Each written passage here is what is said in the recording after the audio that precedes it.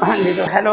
पिछली क्लास हम लोगों ने जेनेटिक्स में डिस्कशन करी थी। जेनेटिक्स चैप्टर में बेसिकली मोनो हाइब्रिड क्रॉस देखा था। उम्मीद और आशा करता हूँ सबको मोनो हाइब्रिड क्रॉस अच्छे से समझ आया होगा। हम मोनो हाइब्रिड क्रॉस का जो नेक्स्ट पार्ट है, यानी कि मोनो हाइब्रिड में ही टेस्ट क्रॉस क्या होता है, टेस्ट क्रॉस, बैक क्रॉस, हम इस क्लास में ये डिस्कशन करने वाले हैं। और बेसिकली अगर मैं आप लोग को बताऊं कि टेस्ट क्रॉस और बैक क्रॉस नीट के एग्जाम में काफ़ी बार पूछा गया है, उससे रिलेटेड क्वेश्चन पूछ जाते हैं, या फिर आप लोग के एकेडमिक क्लासेस में भी काफ़ी बार इन चीज़ों की चर्चा की जाती है कि टेस्ट क्रॉस क्या होता है, बैक क्रॉस क्या होता है। बेसिकली टेस्ट क्रॉस तो आप लोग के एनसीईआरटी में है, बट बैक क्रॉस आपके एनसीईआरटी में नहीं है। तो आज हम लोग दोनों को डिस्कस करेंगे, टेस्ट क्रॉस क्या होता है, बैक क्रॉस क्या होता है, देखते हैं।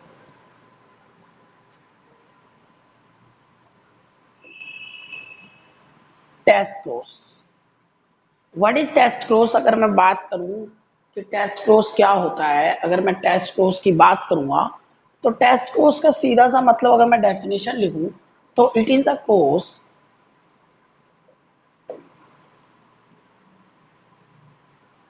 Made between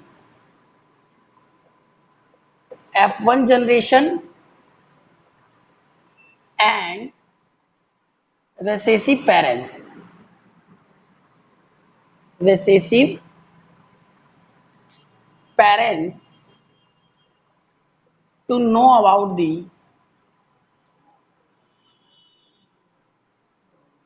unknown genotype। तो आप लोगों को ये ध्यान रखना है, अननोन जेनोटाइप के बारे में आप लोग को बहुत ज़्यादा ध्यान रखना है।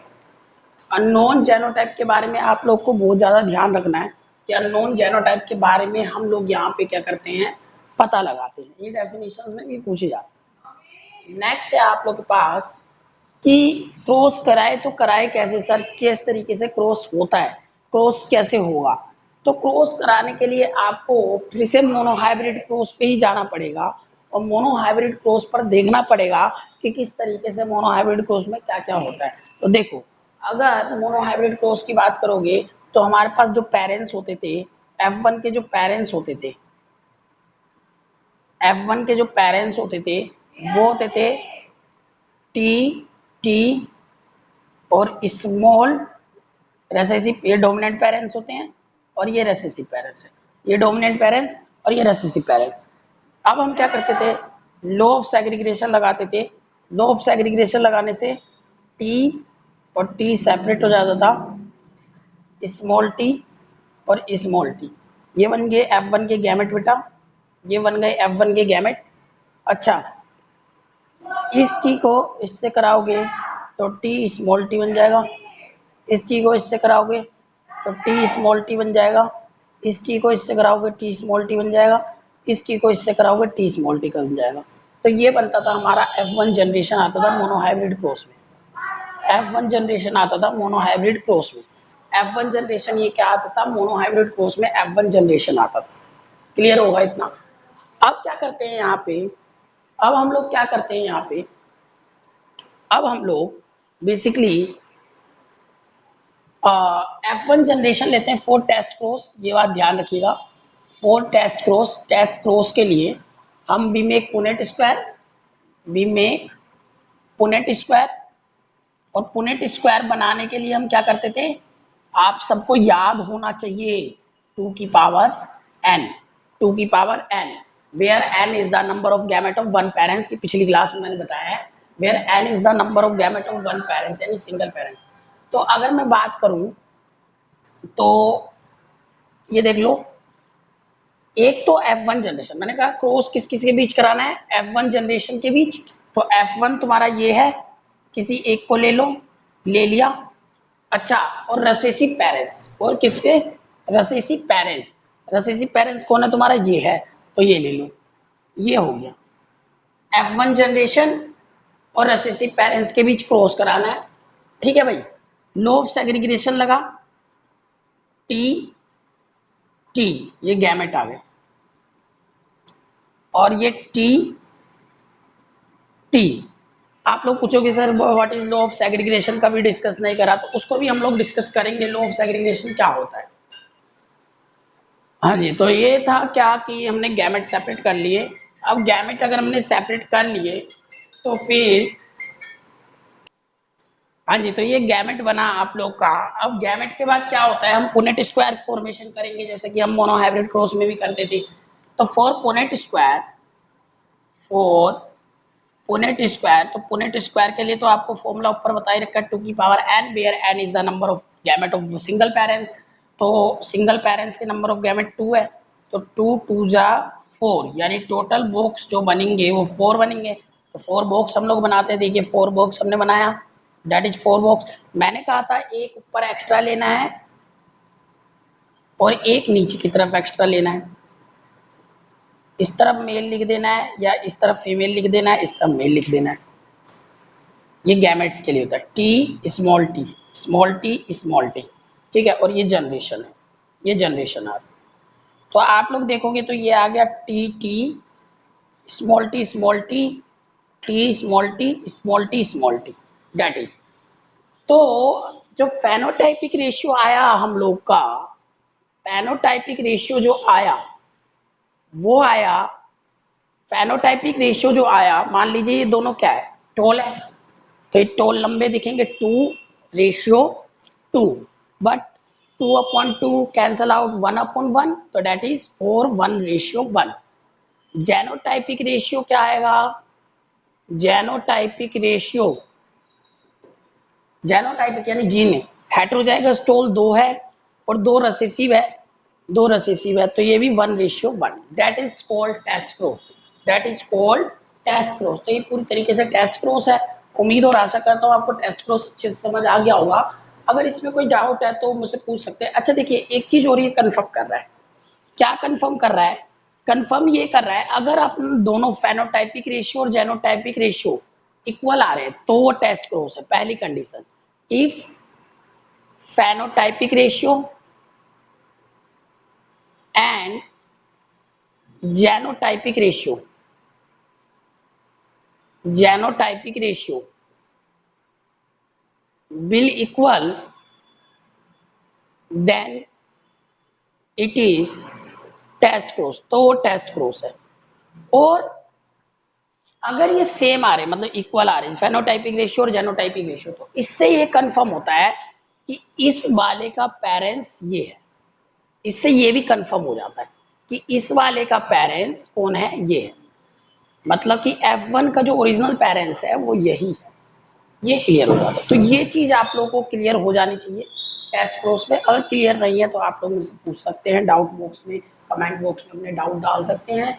और अच्छे से देखिए यार, सब्सक्राइब कर दो यार प्लीज, है ना, सब्सक्राइब करना बहुत जरूरी है, तभी तो मैं आगे बढ़ा पाऊंगा, पढ़ा पाऊंगा, है ना। तो इस तरीके से आपका ये हो गया टेस्ट क्रॉस। अब हम बात करेंगे जो एनसीईआरटी में नहीं है। क्या एनसीईआरटी में नहीं है, बैक क्रॉस। तो बैक क्रॉस की बात करेंगे जो एनसीईआरटी में नहीं है, बैक क्रॉस क्या होता है, चलिए।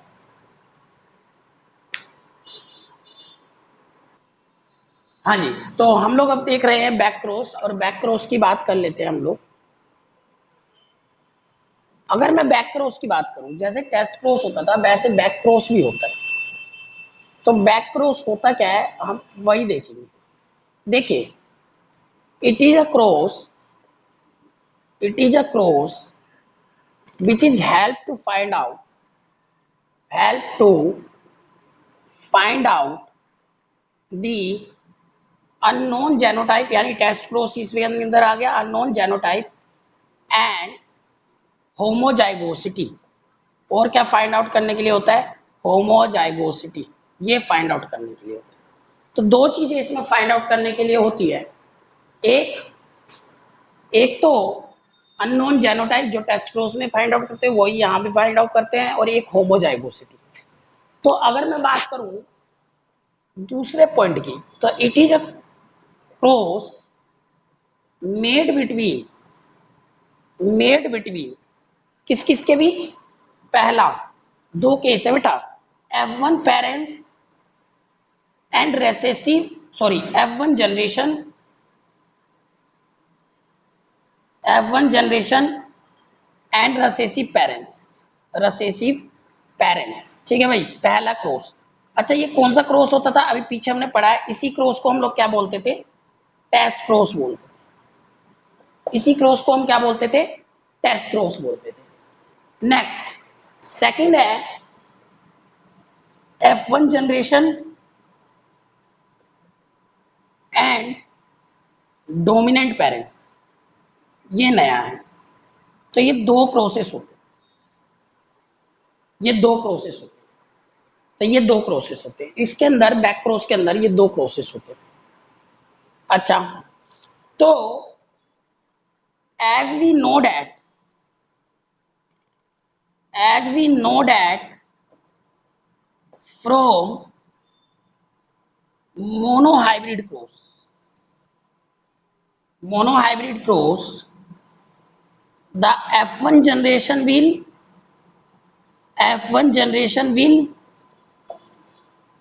t small t, यही होता है ना F1 जनरेशन बेटा, यही होता है ना भाई, यही तो होता है, ये F1 जनरेशन होता है, बता रखा है मैंने।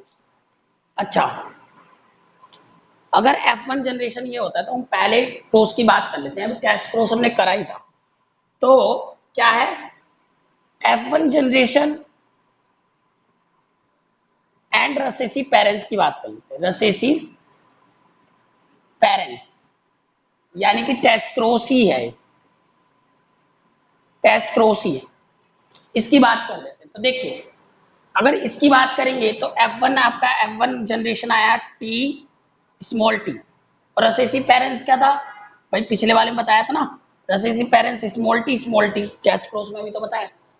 अच्छा, लो ऑफ सेग्रीगेशन लगा दो, लो ऑफ सेग्रीगेशन लगा दो, T small T small T small T, ये बन गया गैमेट। पुनेट स्क्वायर बनाओगे, पुनेट स्क्वायर का फॉर्मूला 2 की पावर n, तो एक पेरेंट्स के गैमेट 2 है तो 2 2 जा 4, ये बन गए 4 बॉक्सेस। तो ये मैं जनरेशन निकाल रहा हूँ, जनरेशन निकालने के लिए आप क्या करोगे, जनरेशन निकालने के लिए आप लोग क्या करोगे, 4 डब्बे बनाए, 4 है तो एक एक्स्ट्रा ऊपर एक एक्स्ट्रा नीचे की तरफ, ये मेल फीमेल, ये इस तरीके के box, capital T small T, और ये हो गया small T T small T small T small T T small T small T small T, that is. तो फेनोटाइपिक रेशियो क्या आया था इसका, ये पिछला ही क्रॉस तो है बेटा, टेस्ट क्रॉस। फेनोटाइपिक रेशियो क्या आया था 1:1, और जेनोटाइपिक रेशियो क्या आया था, जेनोटाइपिक रेशियो क्या आया था, ये भी 1:1। ठीक है भाई, लेकिन नया कौन सा क्रॉस है, ये तो पुराना ही क्रॉस है, ये अननोन जेनोटाइप फाइंड आउट करने के लिए होता है। होमोजाइगोसिटी फाइंड आउट करने के लिए दूसरा क्रॉस होता है, होमोजाइगोसिटी फाइंड आउट करने के लिए दूसरा क्रॉस कराते हैं हम लोग, और वो क्रॉस है F1 generation and dominant parents, dominant parents. अगर इनकी हम बात करेंगे तो क्या होता है, आप लोग का F1 generation T small T आया। अच्छा, डोमिनेंट पेरेंट्स क्या होता है, dominant parents capital T, low of segregation लगा दो, ये बन गया टी स्मॉल टी, और ये बन गया टी कैपिटल टी, क्योंकि डोमिनेंट पेरेंट्स है, ये गैमेट बन गए, गैमेट बन गए। अच्छा, 4 पुनेट स्क्वायर, पुनेट स्क्वायर के लिए क्या करोगे, 2 की power n number of gamete, 2 2 जा 4, यार मोनो हाइब्रिड क्रॉस में ना 4 ही डब्बे बनते हैं, ये तो क्लियर ही कर लो, है ना। नंबर ऑफ गैमेट 2 हो गए, पुनेट स्क्वायर मोनो हाइब्रिड में 4 बनेंगे और डाई हाइब्रिड में 16 बनेंगे, बता दूंगा कैसे, ठीक है। अच्छा, जनरेशन निकालने के लिए फिर से 4 डब्बे बनाओ, बन गए 4 डब्बे सर, एक ऊपर एक्स्ट्रा बनाना होता है, एक नीचे एक्स्ट्रा बनाना होता है, ये मेल है ये फीमेल है, इसको यहाँ मिला दो, इसके यहाँ मिला दो, ये टी स्मॉल टी अरेंज कर दिया, इसको इसको कर दिया T T T T T small T T T T small T.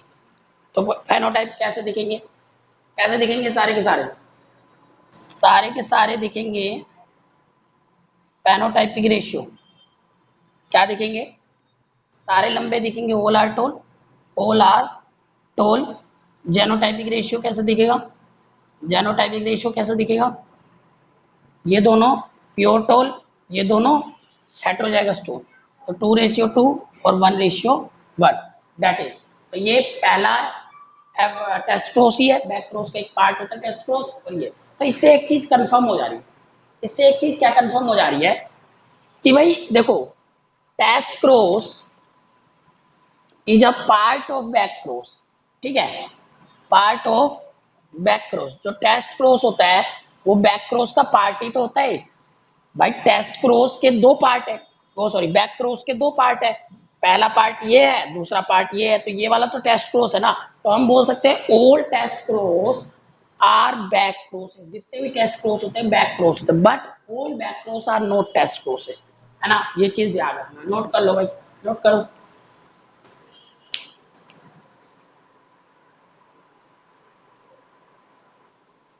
चलिए भाई एक अच्छा सा क्वेश्चन डिस्कस कर लेते हैं टेस्ट क्रॉस और बैक क्रॉस के ऊपर, नीट में आते हैं इस तरीके के question.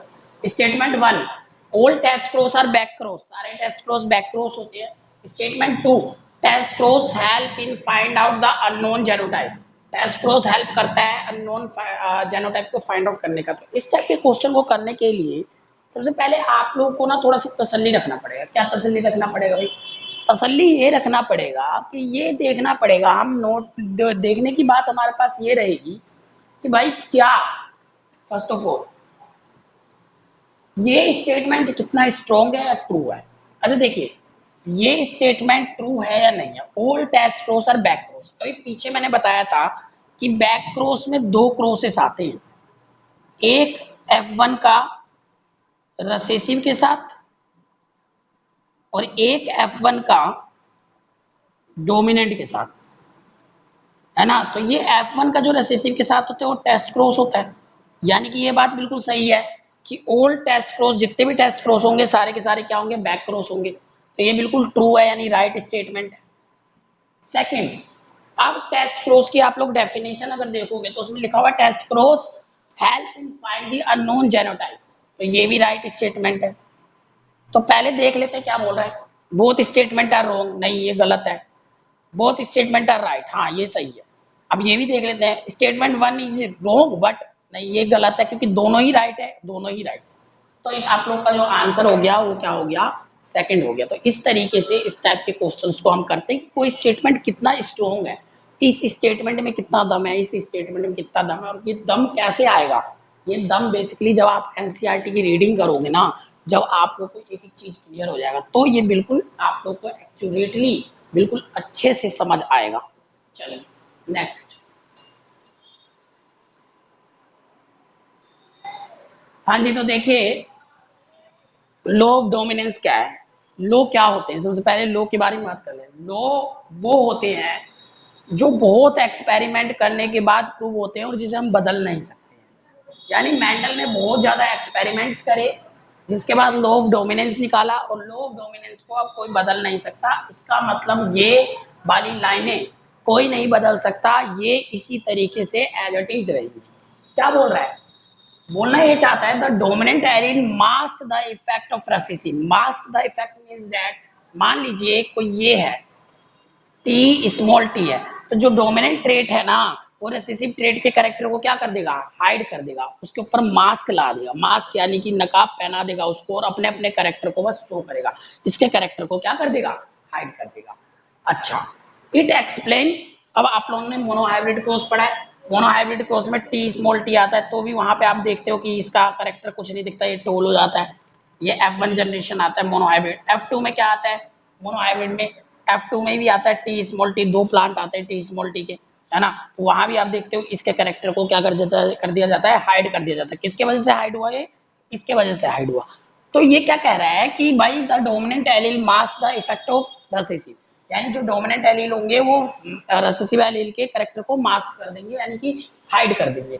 It explain the expression of only one of the parental character, एक ही पेरेंटल कैरेक्टर की एक का एक्सप्रेशन क्या आएगा, शो होगा, और वो क्या होगा, डोमिनेंट वाला। मतलब कि मान लीजिए ये था T T small T small T, तो इसमें यार टी स्मॉल टी तो एक ही पेरेंट्स का कैरेक्टर दिख रहा है ना, कौन से पेरेंट्स का कैरेक्टर दिखेगा, डोमिनेंट वाले का। ये आप दोनों में नो ऑब्जर्व कर सकते हो मोनोहाइब्रिड क्रॉस के F1 जनरेशन में भी, F2 में होता है। F1 में भी ये आता है टी और टी, और F2 में भी TUT आता है। दोनों ऑब्जर्व कर लो, दोनों ही फॉलो कर रहे होंगे, दोनों ही क्या फॉलो कर रहे होंगे, लॉ ऑफ डोमिनेंस फॉलो कर रहे होंगे। अच्छा चलिए, आपको अगर इस तरीके से समझ नहीं आया तो एक दूसरा तरीका देखिए।